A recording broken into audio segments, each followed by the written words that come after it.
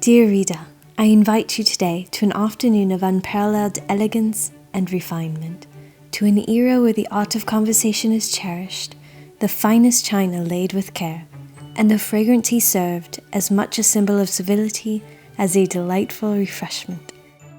I offer you a moment of repose amidst the bustling affairs of life, where the delicate clink of porcelain and the soft murmur of guests interlace, creating a symphony of peace. Allow me to transport you to a world of lace, etiquette, and timeless charm.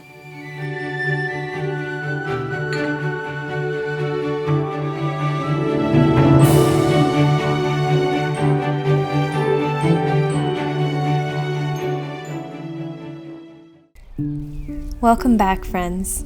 As someone who has been to dozens of tea parties around the globe and is perhaps a touch obsessed with the best decor and recipes, I love to share those with you. Today, dream with me as we learn how to host a memorable and authentic Victorian tea party. Let's first consider our decor and setting. During the Victorian era, between 1837 and 1901, tea was served between 3:30 and 5 as a way to bridge the time between lunch and dinner, which was eaten around 7:30. Tea was typically served on a side or serving table in a sitting or drawing room. The setting was cozy with comfortable chairs and soft lighting to create a welcoming space. For our tablecloth, I found the most beautiful lavender and gold brocade fabric, true to the most formal and opulent settings of the time. Victorians were a little bit obsessed with nature and gardens, which I adore, and I love that it's reflected in the floral motif of this fabric. They commonly included floral motifs, but also damask patterns, geometric patterns, lace trims and cutwork, and lots of other natural motifs too, like birds, ferns, or religious ones. Flowers were also an important part of Victorian society, which was fond of using florography, or the language of flowers, to communicate. Here we've used yellow roses and white roses to symbolize new beginnings, friendship, and joy. In the late 1800s, the Victorians experienced a flood of luxurious teapot styles made of silver, porcelain, and stoneware, but today we'll stick with silver and porcelain.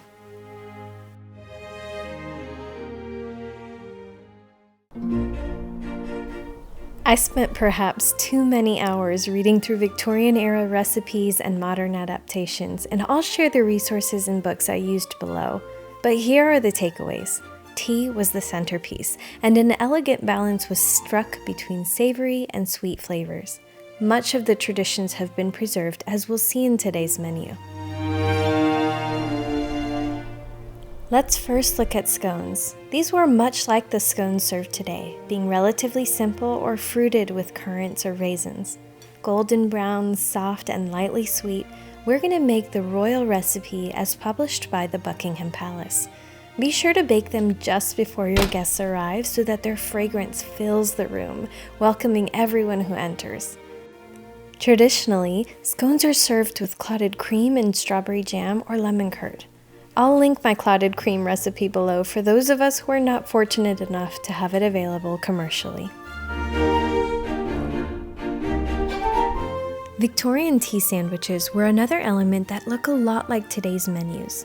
We're going to start with this milk bread from Eliza Acton's recipe, which just so happens to be one of the best breads I've ever made. White bread, as opposed to brown or soda bread, was generally the preferred option for middle and upper classes, particularly for more dainty fillings.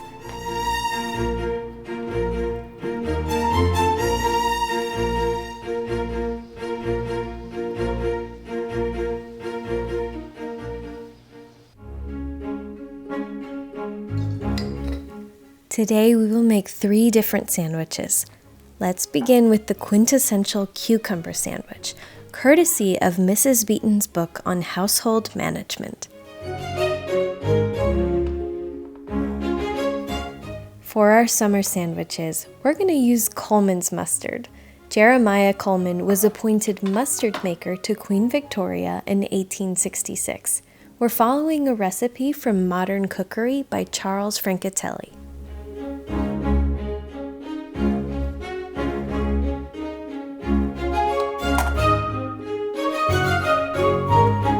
For our last sandwiches, the quintessential egg and cress, we're going to follow the recipe from Fortnum and Mason because, yes, they have been around that long.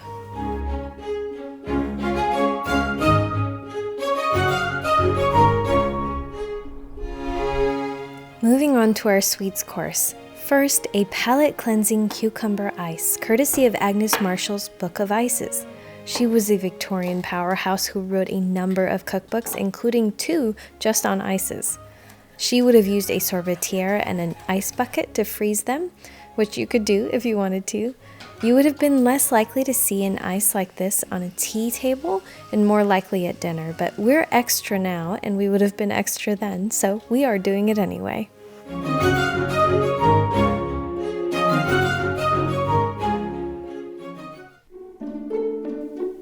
We will also make this delicious custard pudding with orange flower water and a raspberry coulis in this beautiful mold. Puddings were often made in ironstone molds and they could be found in flavors of all kinds. Personally, this was one of my favorite things on the table and I would love to see more desserts like this in the modern day.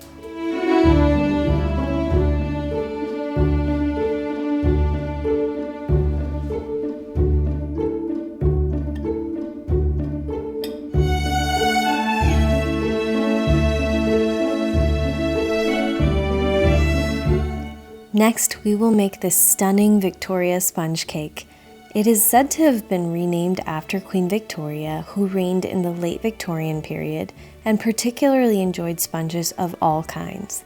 This one has remained a staple in British baking tradition ever since. Next, for the confections to top our tier tray, we're going to make these almond petit fours. Petit fours originated in France in the 18th century. They were meant to be served at the end of a meal or during afternoon tea. By the Victorian era, they became a staple at upscale gatherings. Next, we will make the renowned madeleines. These light sponges are believed to have originated in France. They gained popularity in the 18th century, but they became especially fashionable during the Victorian era, where they were often served at afternoon tea.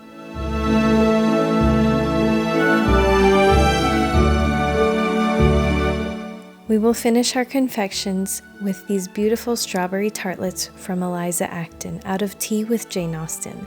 In one famous scene of Jane Austen's Emma, Mrs. Elton remarks that strawberries were the best fruit in England. We'll include them here in her honor.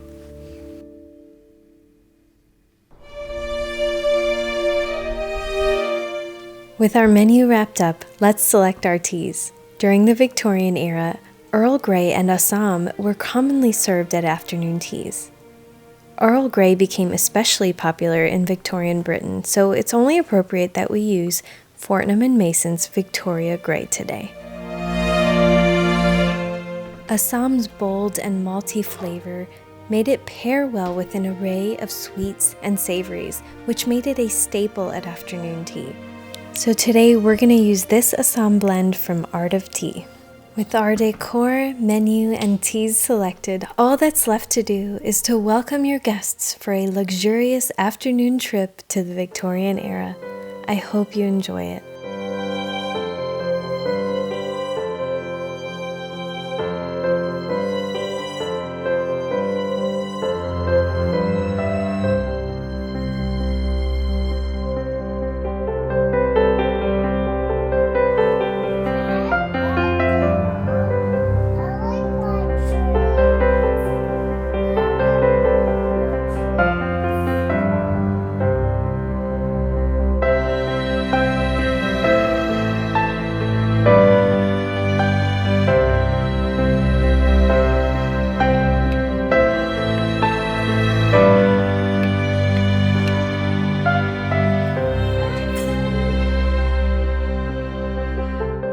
Happy tea, my friends.